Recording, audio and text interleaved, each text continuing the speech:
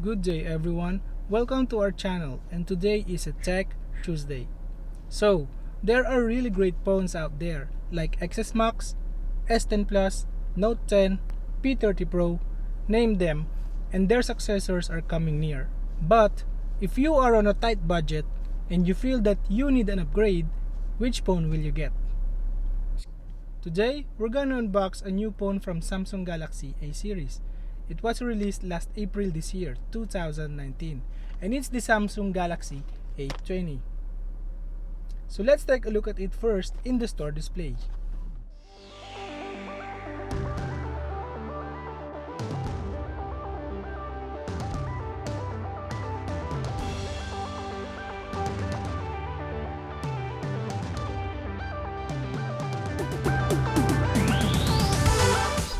And now, let's start the unboxing.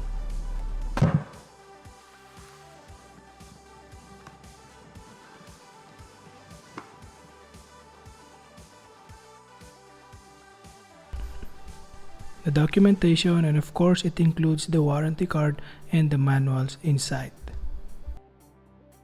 Let's just put this aside, and of course the main menu in the box, the Samsung Galaxy A20 with Super AMOLED Infinity V display and a dual camera.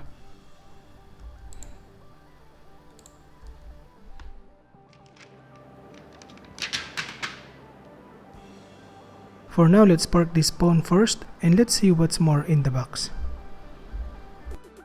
The 3-pin charging adapter, earphone, and the USB Type-C cable. Of course, the SIM tray ejector is also inside the box. Let's put this aside first and let's meet the leading actor. Alright, let's turn it on. And this is the Galaxy A20. It has a Super AMOLED Infinity V display which will give you a vibrant color. And this phone, by the way, powered by a 4000 mAh battery paired with a 3GB of RAM and a 32GB storage.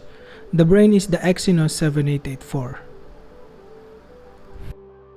The body is made with plastic, but don't worry because you will still experience a medium premium feel with it. The back is not a glass. The front screen is also not a Gorilla one, just a shatterproof glass. You can watch some video test of this and I will put the link in the description. And the LED animation around the front camera is really cool, which means the face recognition is activated.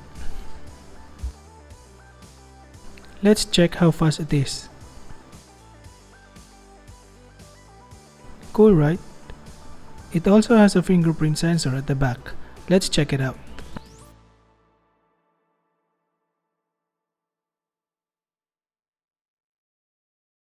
Okay, so I'm not gonna dive in deeper about the specs of this phone, but what this budget phone can really offer us. For me, first, the price. The selling price was 68 Omani Rials or 9,200 Philippine peso or 176 in US dollar. But since it was under promotion, we got it for only 60 Omani Rials, roughly around 156 US dollar or 8,100 pesos. And of course, we all want the best camera in our smartphone. So take a look at the sample shots I got so far.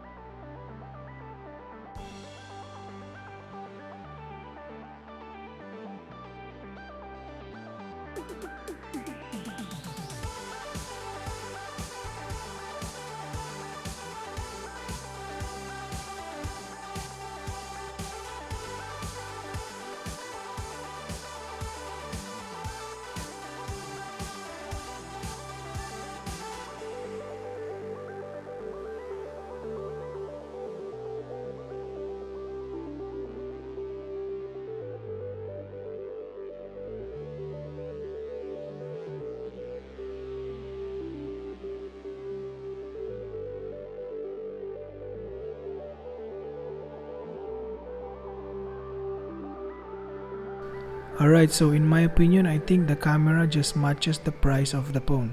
For this budget phone, we just cannot have the best camera in it. So let's move on to the gaming experience. So this is powered by Exynos 7884 and paired with 3GB RAM with a Super AMOLED display. So I believe we can have a decent playing experience with this phone. So let's check it out.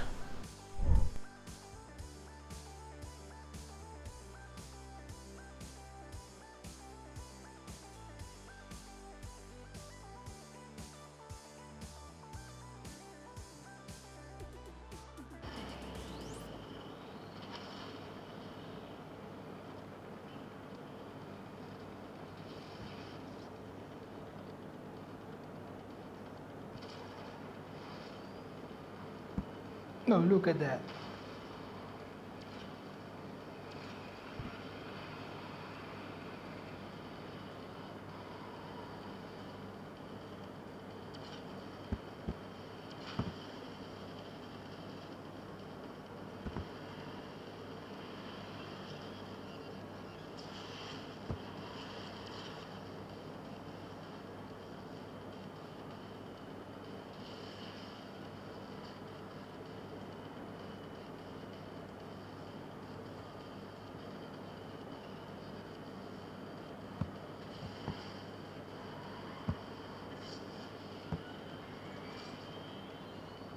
Okay, that's it. Let me wrap it up.